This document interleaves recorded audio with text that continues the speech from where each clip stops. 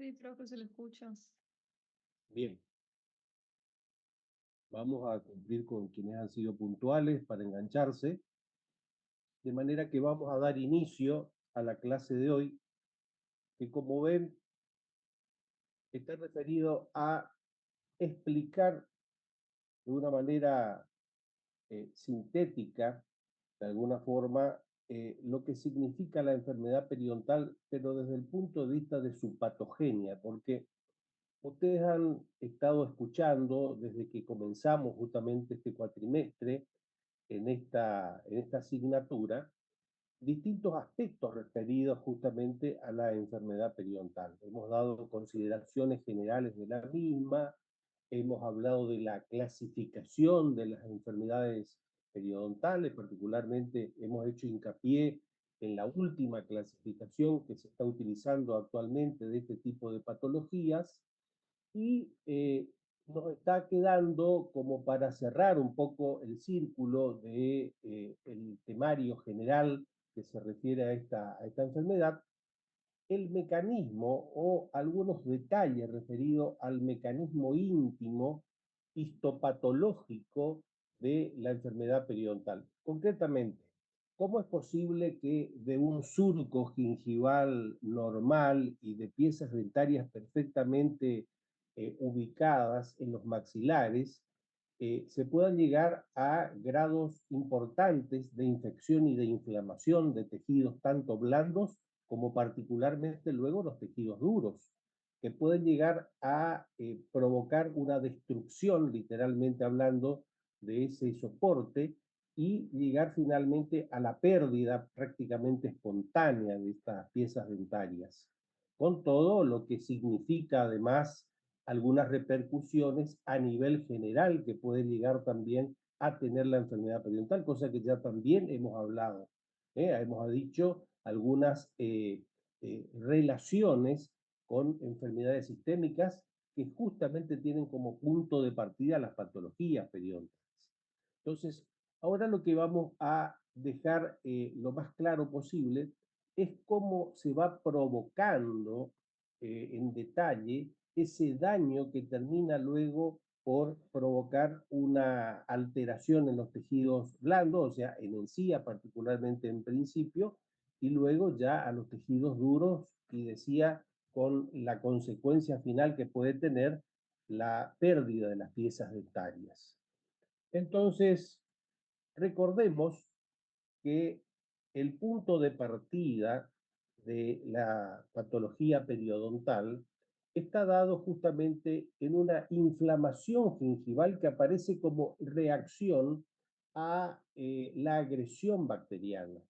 Por eso ven acá que las enfermedades periodontales son iniciadas por bacterias orales específicamente que van a desencadenar una gran cantidad de respuestas por parte del organismo. Muchas de ellas son innatas, pero son respuestas de tipo inflamatoria. Además, como ven también acá en el cuadro que está en el segundo término, estos procesos van a dar finalmente lugar a la destrucción de los tejidos. Recordemos que entonces este inicio y desarrollo de la enfermedad periodontal a la que me estoy refiriendo van a estar originados en principio por organismos patógenos, o sea, por células bacterianas. Fíjense ustedes que es curioso que en el caso de aquellas encías normales, ¿cuál es la población bacteriana que habitualmente ustedes van a encontrar? Y son aquellos elementos bacterianos relacionados particularmente con formas cocoídeas y también con bacilos, pero de los tipos rectos. Es decir, concretamente, eh, una, eh, una población microbiana que está asociada con los estados de salud de las encías. Curiosamente, fíjense ustedes que cuando hablamos en todo caso de una encía con grados patológicos importantes, ocurre todo lo contrario. Vamos a encontrar formas microbianas relacionadas directamente con alteraciones de los tejidos. Por ejemplo, todo tipo de bacilos móviles y espiroquetas, que son generalmente las bacterias que enseguida aparecen cuando comienzan a producirse daños sobre los tejidos. Pero recordemos también otra forma, por supuesto, mucho más nociva para los tejidos periodontales, ya nos habíamos referido, acuérdense ustedes, cuando hablamos de etiología, en principio, de la enfermedad gingivo-periodontal, habíamos mencionado algunos elementos bacterianos muy particulares, que son los que nosotros mencionamos como altamente periodontopatógenos. Esto es importante que ustedes recuerden.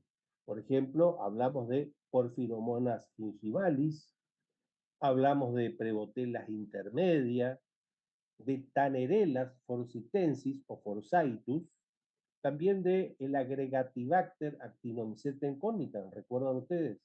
El que definimos generalmente como AA, ¿eh? Lo largo que resulta su mención. Bueno, todas estas formas bacterianas lo que hacen es tener una alta capacidad para multiplicarse y de esa manera persisten en el periodonto. Lo que pasa es que cuando se va provocando un aumento de estas bacterias, ¿qué es lo que va a ocurrir?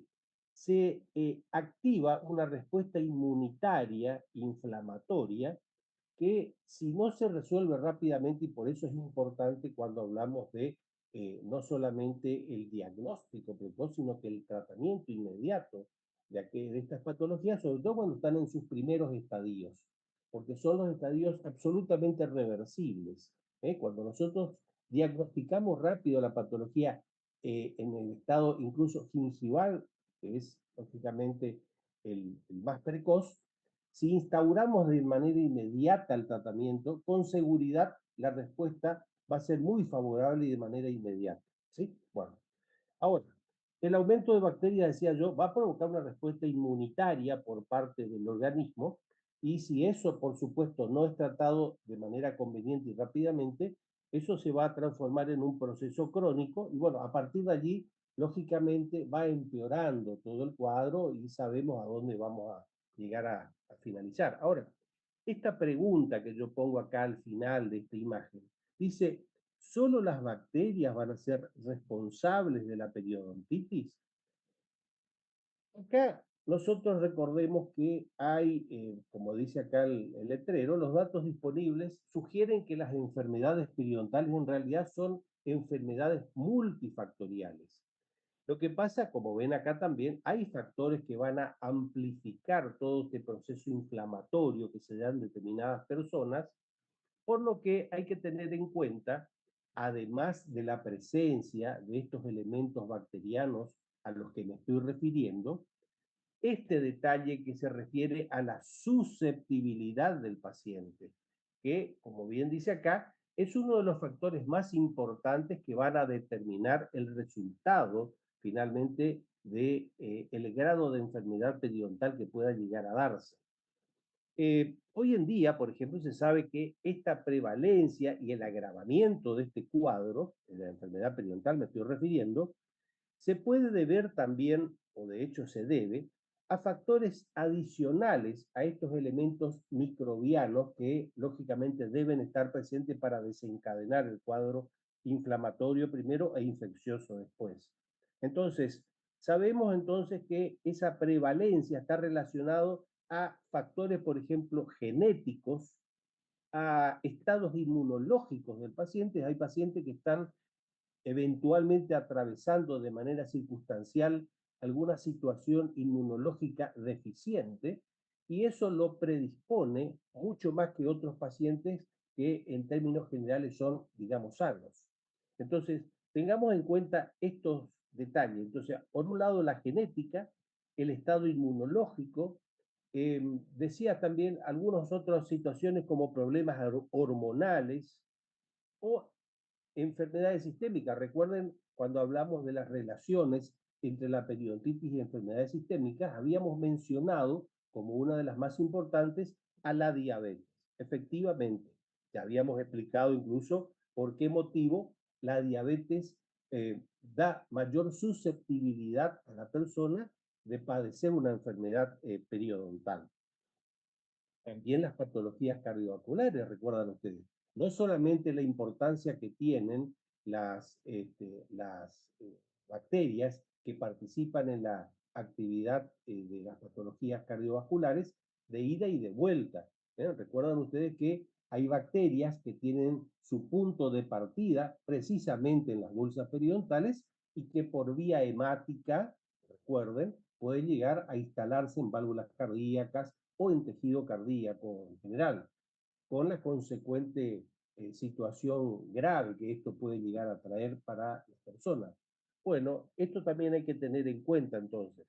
Y podemos mencionar también el tipo de dieta, el tabaquismo, por ejemplo, también me acuerdo, el tabaquismo predispone de manera importante a la persona a padecer alteraciones periodontales y elementos sociodemográficos también podríamos tener en cuenta, eh, tiene mucho que ver, o sea, la información, la educación del paciente, las posibilidades del paciente de recurrir a la atención odontológica inmediata, o sea, hay factores sociales, económicos y demográficos que pueden también ponerse en el casillero de aquellas situaciones que de alguna manera van a actuar predisponiendo las alteraciones periodontales.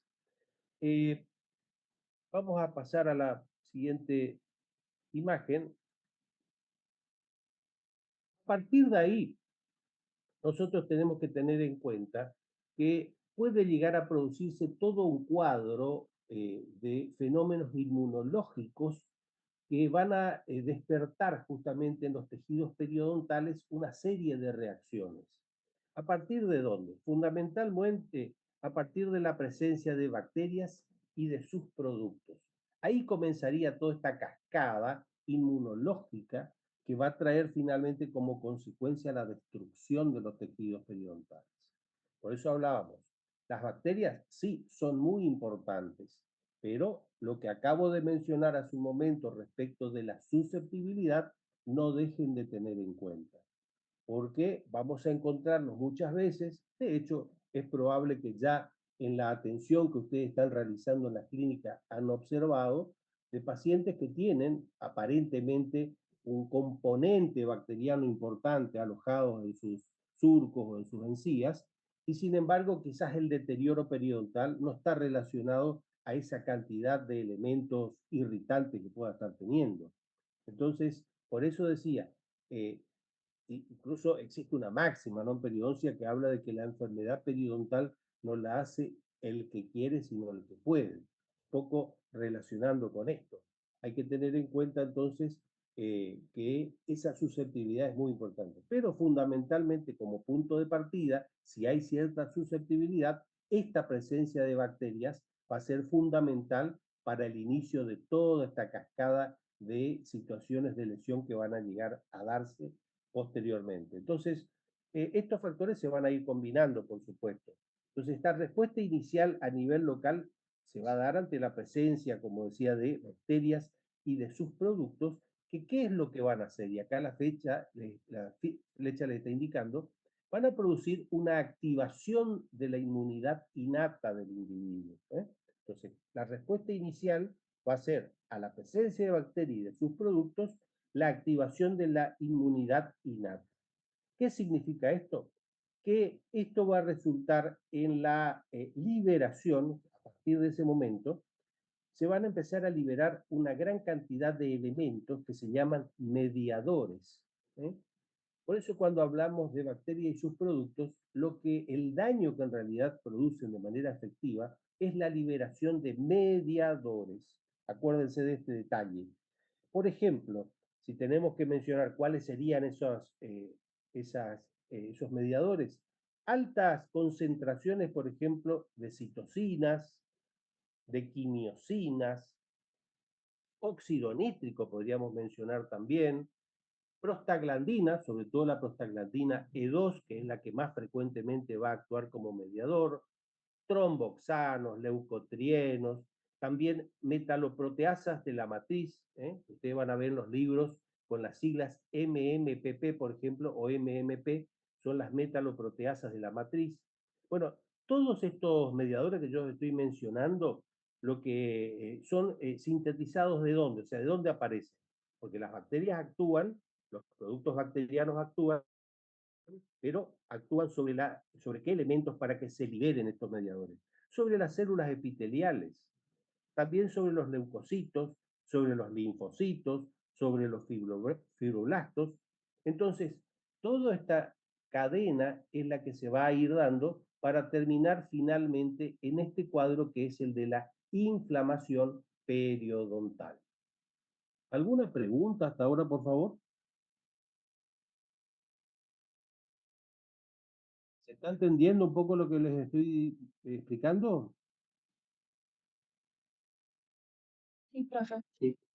Bien, entonces, partimos, para hacer una breve síntesis, les estoy tratando de remarcar un poco algunos conceptos, porque las preguntas que hagamos para el próximo parcial van a estar relacionados con esto que yo les estoy mencionando. Sobre todo cuando yo les estoy diciendo atiendan determinado detalle o les estoy subrayando algunos de estos conceptos, es precisamente porque las preguntas van a partir de allí. Entonces, haciendo una breve síntesis de lo que significa la inmunología de la enfermedad periodontal, vamos a tomar nuevamente como punto de partida la bacteria y sus productos.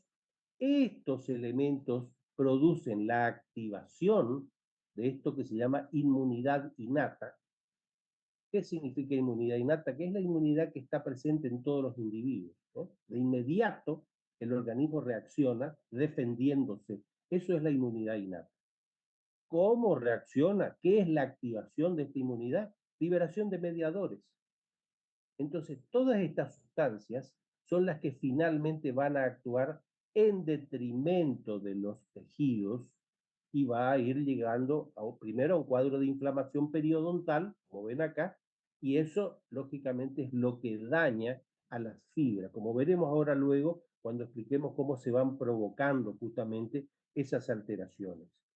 Entonces, creo que con esto queda claro. Yo no les digo que se acuerden absolutamente de todo, pero les he mencionado, geológicamente vamos a preguntar cuáles serían algunos de estos mediadores. Entonces, recuerden ustedes, pasando el limpio otra vez, podríamos hablar de citocinas, de quimiosinas, de óxido nítrico, de prostaglandina, espero que vayan anotando, tromboxanos,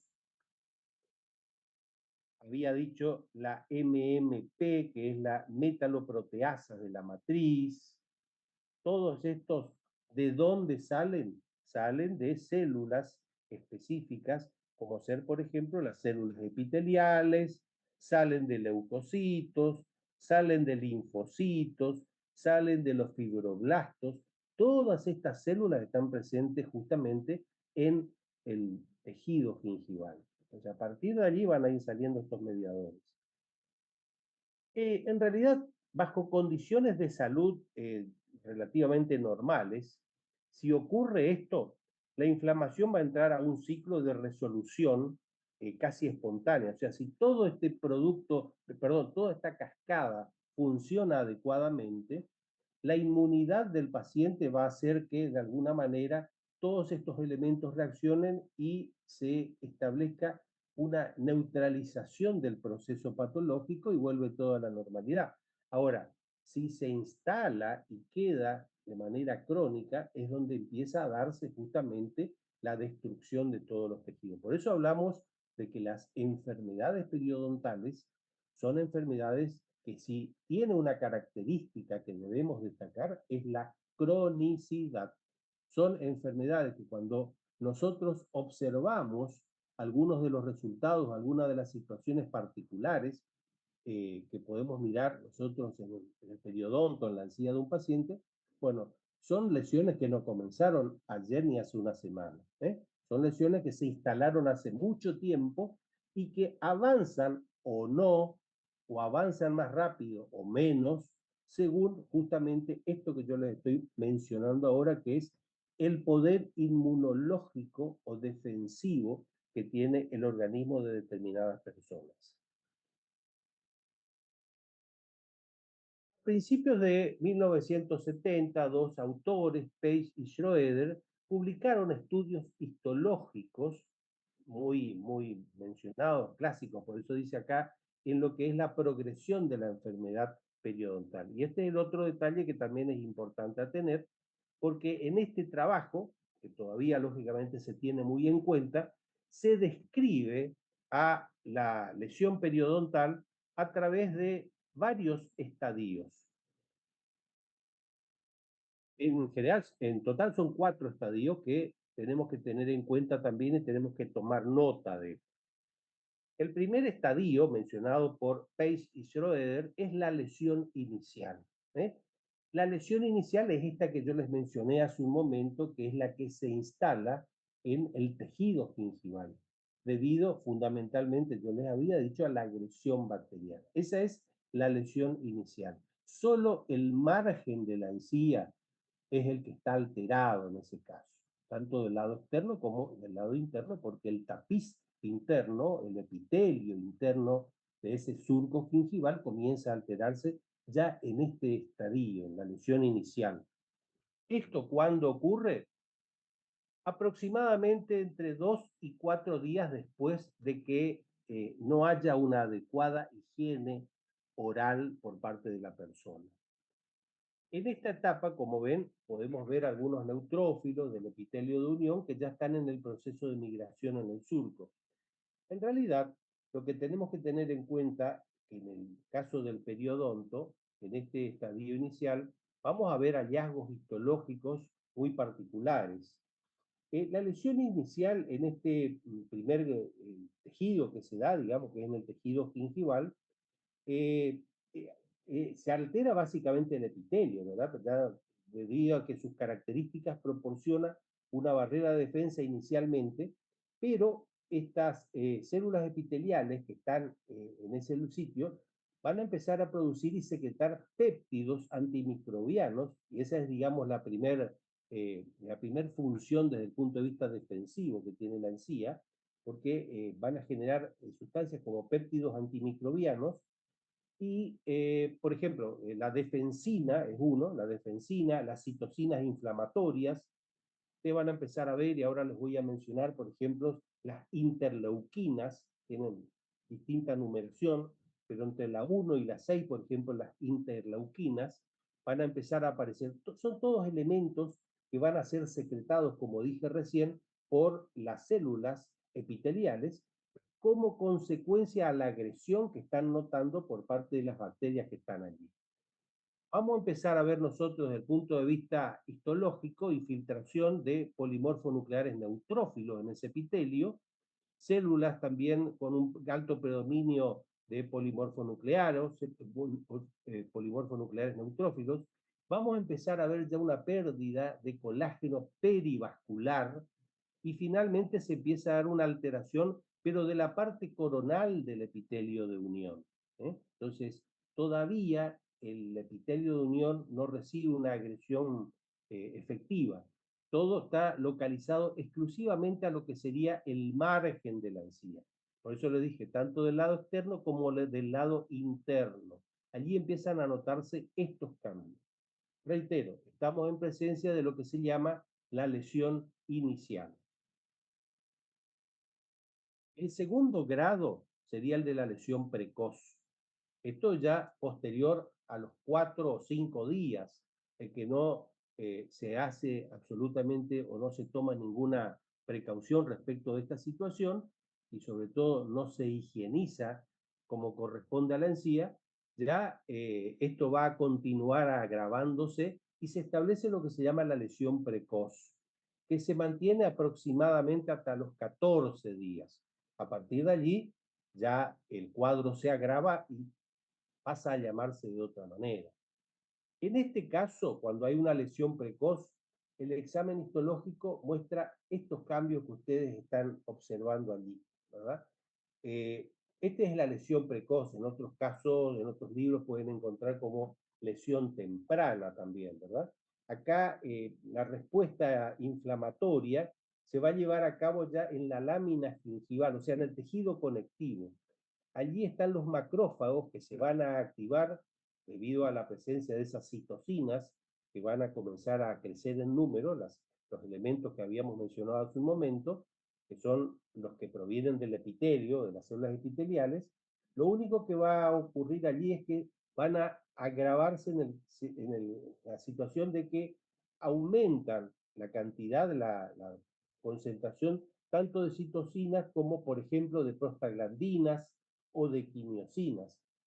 El tema es que acá ya en el tejido conectivo, acá en esta zona, ya en el tejido conectivo más profundamente, allí se van a activar justamente los macrófagos provenientes de la acción de las citocinas. En el tejido conectivo también empiezan a encontrarse otras sustancias como células cebadas, hay mucha liberación de histamina y se va a empezar a notar ya una vasodilatación importante. Esta es la lesión precoz. Estos serían otro de los cambios que ustedes pueden observar en la lesión precoz. Las células linfoideas van a tener un predominio en el tejido conectivo de un 75% del infiltrado. Hay transformación blástica y se puede observar un mayor predominio ya de los linfocitos de tipo B, característico de los cuadros inflamatorios importantes. Estos serían los hallazgos histológicos, ¿verdad? De la lesión precoz. Como habíamos visto, los predominios de linfocitos, el 75% de todo el infiltrado que se observa histológicamente en este estadio es de linfocitos. Y aumenta ya una pérdida de colágeno, de la sustancia colágena, de manera significativa. Hasta un 70% ya del colágeno puede ir notándose que desaparece en este estadio. Y esto otro que habíamos dicho que es la proliferación vascular. En este caso es donde ya ustedes van a notar clínicamente los cambios. Es el caso de los pacientes, esto que ustedes están viendo en la clínica cuando los traen, que marcan un margen gingival muy enrojecido, y esto es debido justamente a la proliferación vascular. Los vasos aumentan no solo su calibre o su tamaño, sino que también comienzan a aparecer nuevos vasos sanguíneos. Hay una neoformación vascular y eso trae como consecuencia un cambio, primero de coloración. Ahora también, como se va perdiendo el colágeno, se empieza ya a alterar también lo que es el tapiz interno del epitelio de la encía, y no es raro que a la más leve presión ya comience a sangrar. Por eso hablamos de que generalmente uno de los primeros cambios clínicos que ustedes van a notar en una inflamación gingival es precisamente el sangrado gingival. Y es como consecuencia de estos cambios que yo les estoy señalando. Después ya está la lesión llamada establecida. Todo lo que mencioné hasta este cuadro de lesión establecida estaría, digamos, encuadrado en lo que nosotros conocemos como gingivitis. Cuadro de hasta acá, todo esto, lo que es la lesión precoz, la lesión inicial, la lesión precoz, es lo que nosotros tenemos que saber que corresponde a la gingivitis. Porque, como vimos recién, después ya pasamos a la lesión establecidas, donde ya lógicamente empieza a notarse ya una destrucción del epitelio de unión, y eso lógicamente trae ya como consecuencia el inicio de lo que es concretamente ya una enfermedad periodontal. Por eso se habla de lesión establecida. Y fíjense ustedes que una lesión establecida ya puede comenzar a aparecer después de 14 días. O sea, 2 semanas donde no se ha realizado ningún tipo de higiene, ningún tipo de mantenimiento por parte del paciente, puede llegar a darse siempre y cuando, como decíamos, la susceptibilidad sea alta por parte de este individuo. Ya podemos empezar a hablar después de 2 semanas de que comienza a aparecer ya un signo de enfermedad periodontal propiamente dicha. Y acá vamos a ver, desde el punto de vista histológico, la infiltración intensa de los neutrófilos y en el epitelio de la bolsa y lógicamente el epitelio de unión que se empieza a infiltrar primero. Este epitelio de unión, cuando empieza a infiltrarse, es cuando empieza a reaccionar de una manera muy particular que vamos a ver luego. Los linfocitos B aparecen en mayor cantidad y van produciendo una transformación de todo el cuadro clínico de ese sitio. Y luego se corresponde esa lesión inicial con lo que nosotros conocemos como lesión avanzada, que son estos cuadros periodontales que directamente uno los puede observar a simple vista. Pues yo siempre les digo, hay determinadas observaciones que hacemos en boca de ciertos pacientes donde ni siquiera es necesario eh, realizar ningún tipo de maniobra, de tipo de sondaje, por ejemplo, para tomar algunos detalles, lógicamente que sí, pero para hacer un diagnóstico general con simplemente observar las características de la boca y de las encías de ese paciente, podemos ya determinar que tiene una enfermedad periodontal instalada, que es el caso de la lesión avanzada, donde ya obviamente hay destrucción ósea, hay epitelios de bolsa con ulceración, las células plasmáticas son las que van a seguir dominando a los tejidos conectivos y todo esto, lógicamente, va a estar instalado en el epitelio de unión y en el surco gingival. Ahora, ya también, como ven acá, muchas de estas células plasmáticas parecen experimentar incluso cuadros degenerativos. Todo esto puede llegar a darse ya en este estadio, como dijimos, de la lesión totalmente avanzada. Acá recordemos que los linfocitos, de estos que habían aumentado en gran cantidad, junto con las células plasmáticas que se van acumulando en las paredes del surco y de las bolsas periodontales, van a ir produciendo, por ejemplo, inmunoglobulinas contra antígenos y de esa manera van a producir todo un proceso de fagocitosis. O sea, es una lucha entre todavía todos los elementos agresores y los elementos defensivos que tratan de alguna manera de poner freno y de alguna forma también eh, retrasar el avance de todo el cuadro degenerativo de esos tejidos. Este mecanismo histopatológico de destrucción tisular en la periodontitis, que es lo que se está dando, de alguna manera va a comenzar como primeras reacciones a la acumulación de placa. Acá las bacterias, como vimos, van a producir las sustancias que pueden iniciar eventos vasculares de inflamación aguda. ¿Cuáles serían justamente las sustancias que salen de las bacterias y que van a provocar estos eventos vasculares? Esto que les puse acá, ácidos metabólicos, lipopolisacáridos, distintos tipos de compuestos, enzimas extracelulares y ácidos grasos. Todo esto, en definitiva, van a provocar estos eventos vasculares que van a hacer que, en principio, por ejemplo, las arterias vayan lógicamente aumentando, porque necesitan de alguna forma de lograr mayor cantidad de llegada de elementos sanguíneos a la zona inflamada, y cuando ya llegan a un límite de dilatación, lo que ocurre es que empiezan a aparecer nuevos vasos sanguíneos, ¿no? O sea, hay neoformación. Estos productos van a estimular a las células del epitelio de unión para producir mediadores inflamatorios, yo les recordé hace un momento, como las interleuquinas. IL son interleuquinas bien enumeradas, pero acá la 8, la 1, como ven acá. También neuropéptidos e histaminas, que van a estar producidas por las terminaciones nerviosas libres.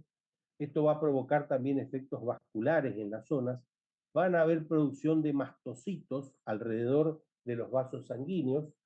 Estos mastocitos lo que hacen es producir histamina y este elemento, esta histamina, hace que el endotelio libere la interleuquina 8, que va a conducir justamente a mayor reclutamiento de polimorfonucleares neutrófilos, que son estas formas celulares que enseguida aparecen como primera línea de defensa del sistema inmunitario del individuo. Pueden haber alteraciones también en la zona de los vasos sanguíneos. Como ven acá, se va a provocar la degradación de fibrina. Estos productos de degradación de la fibrina van a promover más aún la permeabilidad vascular.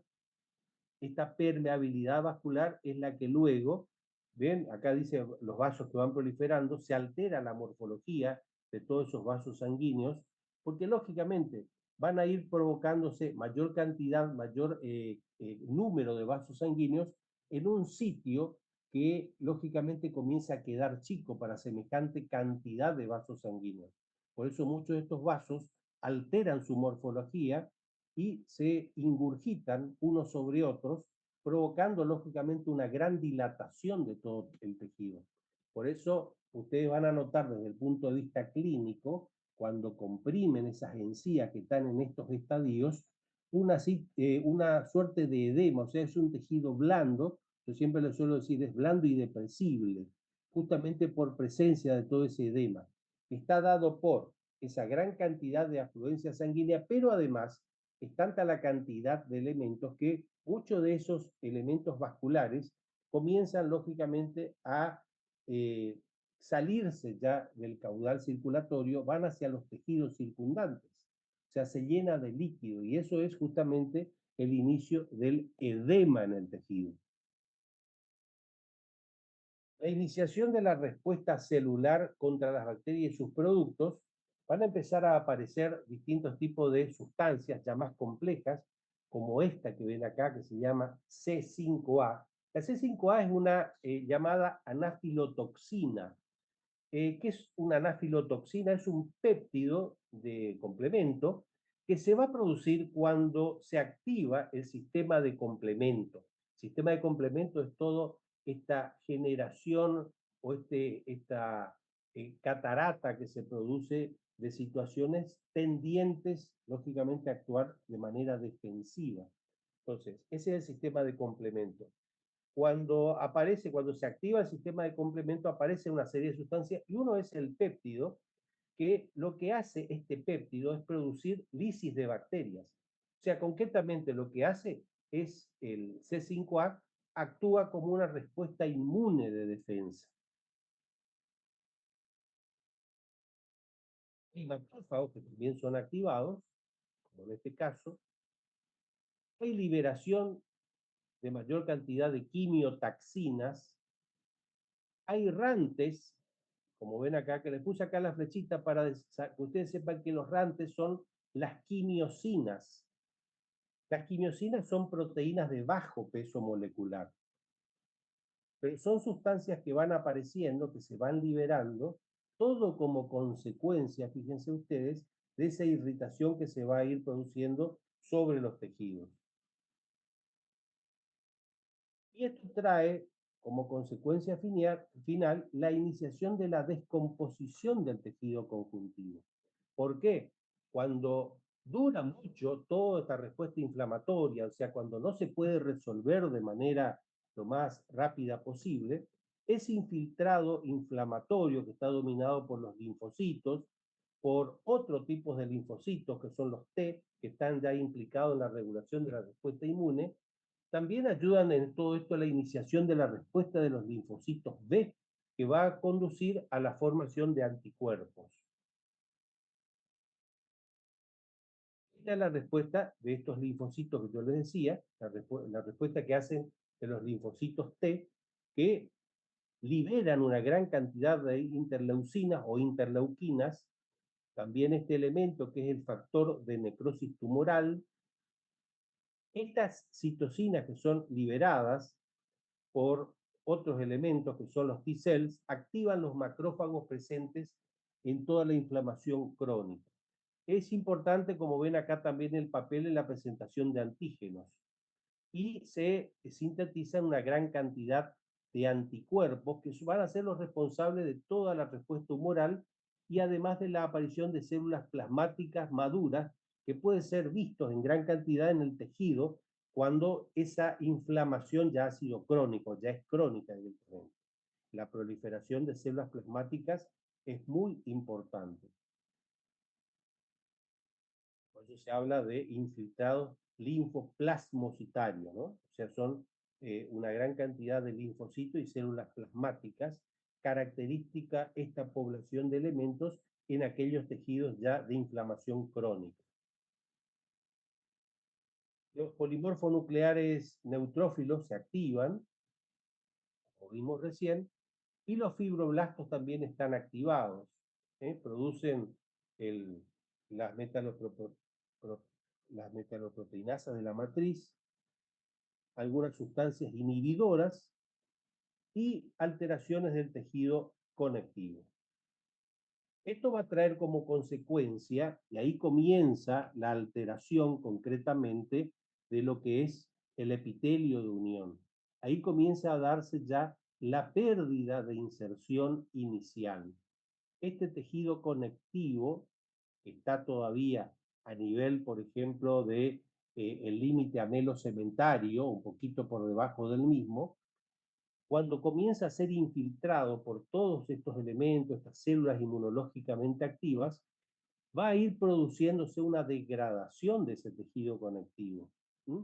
Y eso, lógicamente, va a traer como consecuencia la degradación de macrófagos, otras células que van a elaborar adicionalmente toda esta respuesta inmune, y la producción, como veíamos recién, de muchas citoquinas, las metaloproteinasas de la matriz, prostaglandina G2, inhibidores tisulares de las metaloproteinasas de la matriz, todas sustancias que participan, como habíamos dicho, justamente del complemento, de la activación del complemento, que trae como consecuencia, como vemos acá ya, una degradación del tejido concretamente y comienza la pérdida de inserción.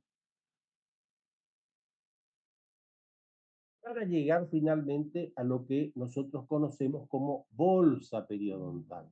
Entonces, esto es la bolsa periodontal, que es la lesión que nosotros determinamos como patognomónica. Patognomónica quiere decir característica, típica de la enfermedad periodontal.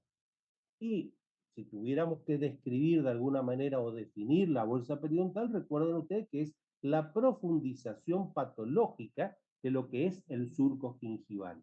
Este surco, que yo les estoy marcando acá, que sería un surco de no más de 2.5, 3 milímetros como profundidad normal, por todo esto que acabo de mencionar, todas estas cataratas de respuesta de tipo inmune que se da, como vimos hoy, como consecuencia de la presencia de irritantes, empieza a producirse ese tejido y se da esta lesión ya que empieza a profundizarse, se degenera esta zona del tejido que está pegado a la pieza dentaria, en zonas ya de la raíz, y se llega finalmente a la destrucción de lo que son las fibras periodontales.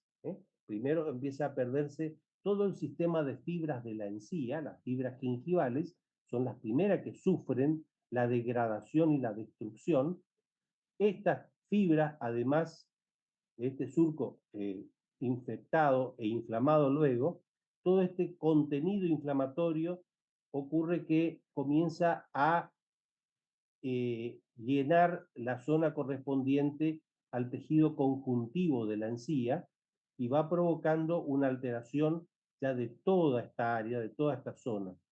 Por eso nosotros después, cuando observamos desde el punto de vista externo, vamos a ver justamente esta encía alterada ya a nivel general, porque se altera todo este epitelio, tanto el epitelio interno, que es el epitelio interno de la encía,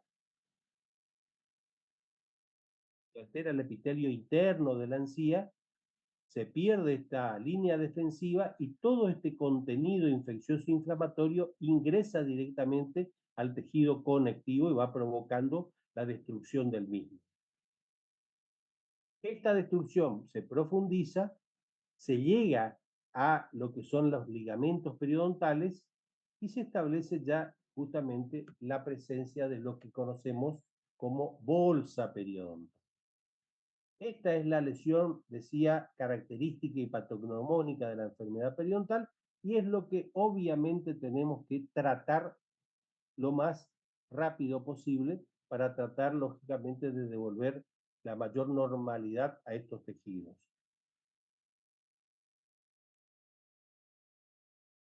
Las bolsas periodontales pueden ser supraóseas o infraóseas. El tabique interdentario va a determinar si la bolsa va a ser supraósea, como en este caso, o va a ser infraósea.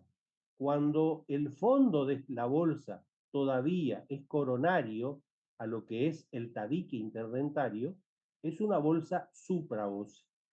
Es esta. Cuando la bolsa ya se profundiza excesivamente y pasa lo que es justamente el nivel del tabique interdentario, estamos en presencia de una bolsa infraósea. Y la otra clasificación, que también tienen que conocer ustedes, es de bolsa infraósea si la bolsa es simple, compuesta o compleja. Simple es cuando tiene una sola entrada, la bolsa está en una sola cara dentaria concretamente. Por ejemplo, tenemos una bolsa por el sector distal de una pieza dentaria. Es una bolsa simple. Aparte es una bolsa que vamos a encontrar que la bolsa tiene, el fondo de la bolsa tiene una sola salida.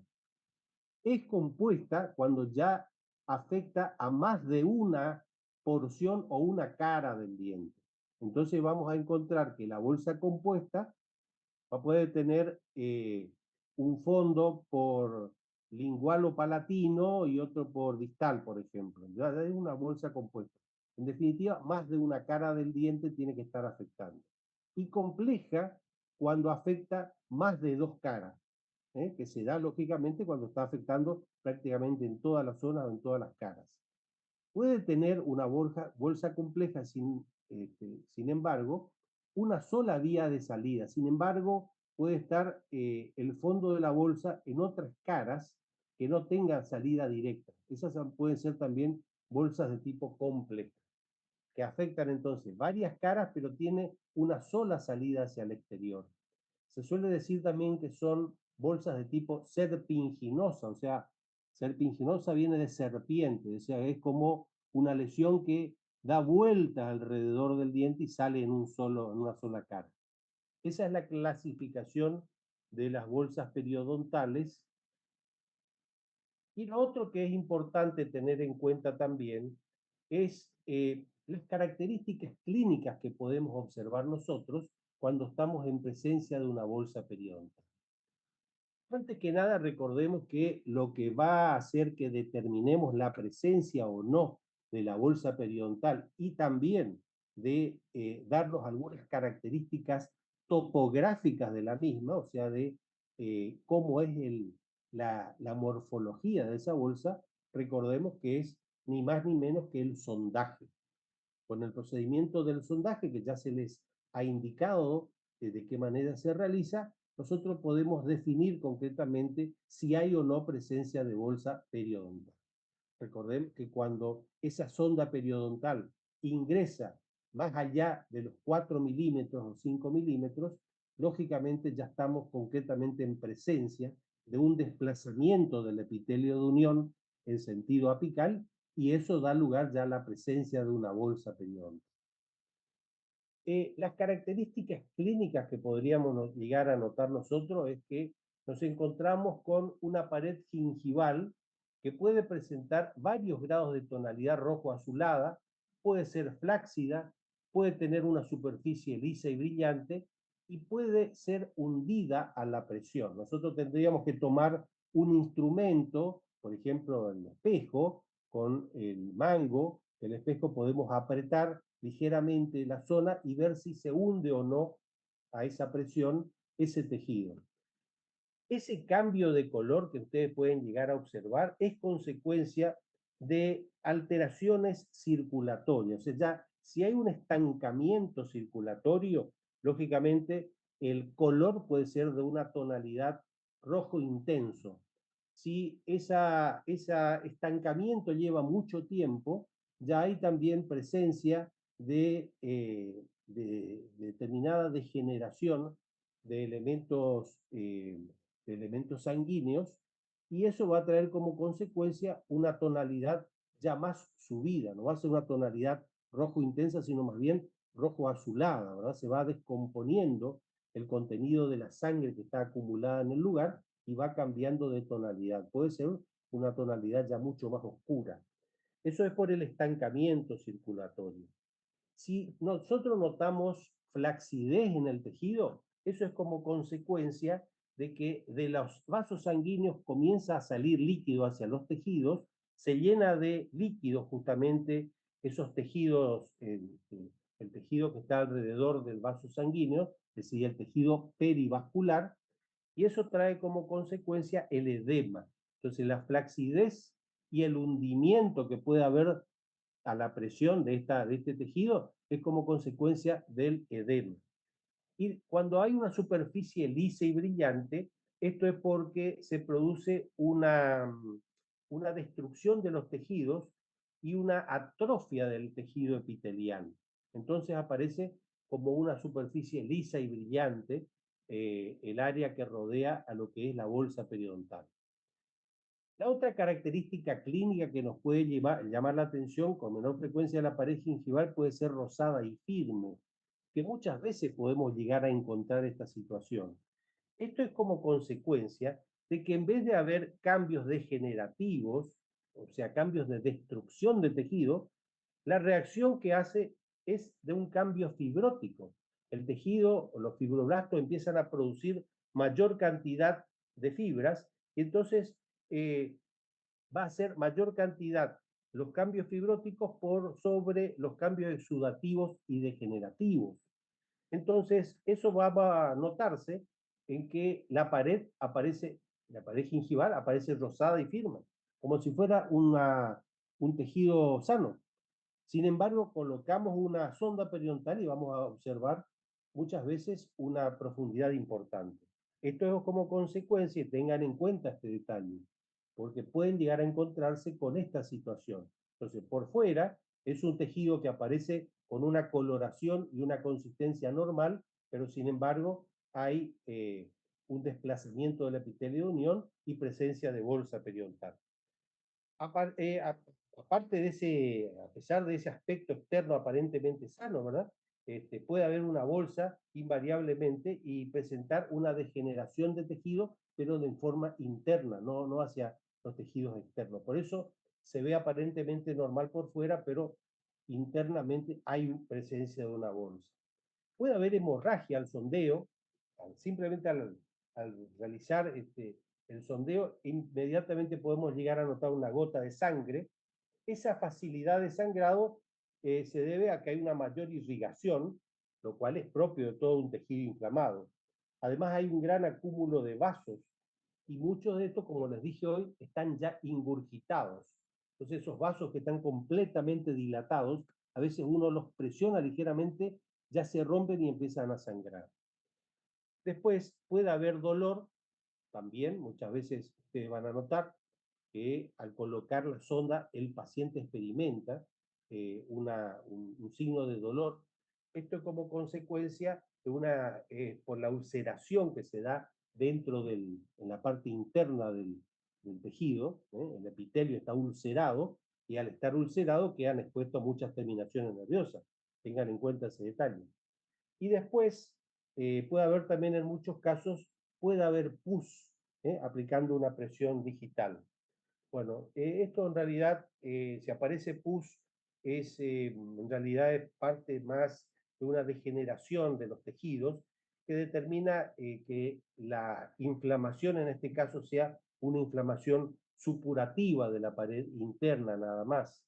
Por eso decimos que, perdón, cuando hablamos del contenido de la bolsa periodontal, pueden tener residuos que pueden ser microorganismos, producto de los microorganismos, como ser enzimas, endotoxinas, restos de alimentos, y esta presencia de pus, como vemos acá, por ejemplo, en esta fotografía, que suele llamar la atención y a veces uno de manera preocupada pregunta, ¿no? ¿Qué es lo que está pasando? Si es una enfermedad muy grave en ese caso. Y no, es un signo secundario nada más de la enfermedad periodontal.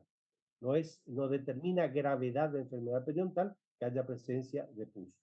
Y lo otro que lógicamente vamos a mencionar antes de terminar la clase es la destrucción ósea que se va a producir en la periodontitis cuando todo ese contenido infeccioso inflamatorio llega justamente a este tejido. Esto es lo que nos interesa es que puede determinar un patrón diferente que puede ser horizontal o vertical cuando la inflamación y la infección llega justamente al hueso. ¿Por qué? Porque toda esta vía, todos estos elementos infecciosos pueden llegar al hueso de esta manera, ya sea en sentido interproximal, por ejemplo, como estamos viendo acá, eh, desde la encía directamente hacia el interior del hueso, ¿verdad? O luego desde el hueso, desde acá, hacia el ligamento periodontal, o desde la encía directamente al ligamento periodontal. Esas son las maneras que pueden llegar a darse de las vías de infección, cómo llega esta infección al tejido óseo. Y allí, una vez que se establece, puede provocar una reabsorción ósea marginal horizontal, que es la que vamos a ver como una perpendicular al eje mayor de los dientes, sería esto que están viendo acá, ¿ven? Es como una pérdida de ósea, pero más o menos pareja entre las distintas piezas dentarias, que establece un patrón más o menos horizontal. En cambio, puede haber una reabsorción ósea marginal de tipo vertical, que en este caso se da un paralelismo al eje mayor de los dientes. Por eso se llama también pérdida ósea vertical o angular, ¿verdad? Porque tiene como una característica de ángulo que es muy frecuente encontrar en la enfermedad periodontal, cuando además la enfermedad periodontal típica provocada por el cuadro inflamatorio se ve también afectado por la presión masticatoria, por el trauma oclusal, como veremos luego. Y estos también son respuestas del tejido óseo a la llegada justamente de la infección al tejido.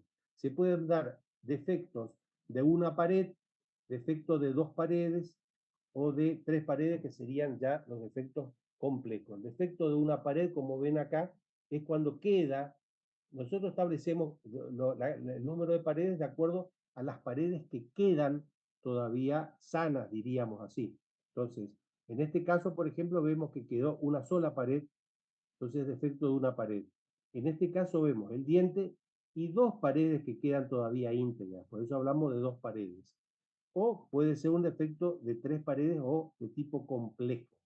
Esos son los tipos de defectos óseos que podemos llegar a observar en el caso de la enfermedad periodontal ya avanzada. ¿Y por qué se da justamente esta alteración? Porque se rompe lo que se llama el equilibrio biofisiológico del hueso. El equilibrio biofisiológico del hueso es un fenómeno que está regulado por influencias locales y sistémicas. Es decir, acá tenemos que hablar que hay una producción y una reabsorción ósea que se mantiene en forma equilibrada, porque es tan normal la producción como la reabsorción del hueso. El hueso es un tejido absolutamente vivo que se está neoformando constantemente, pero por eso hablamos de un equilibrio biofisiológico del hueso. Cuando hay presencia de todos estos elementos nocivos, justamente dentro de estos tejidos, se altera este equilibrio biofisiológico del hueso y la consecuencia es, por ejemplo, que se produce una activación excesiva de estos elementos que son los osteoclastos. Los osteoclastos son justamente las células propias del hueso que son los encargados de la reabsorción normal.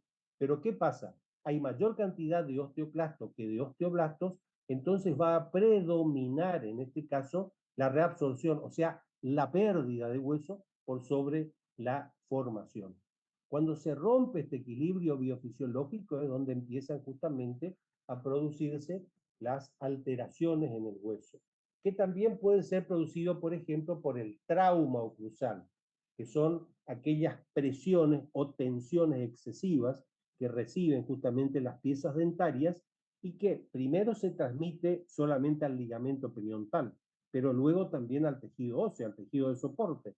Entonces, si este trauma oclusal es persistente, se hace crónico durante mucho tiempo, se mantiene, tarde o temprano el tejido óseo se va a alterar debido a esta fuerza excesiva y se va a romper lo que vimos recién llamado equilibrio biofisiológico. Entonces comienza a haber pérdida de hueso anular.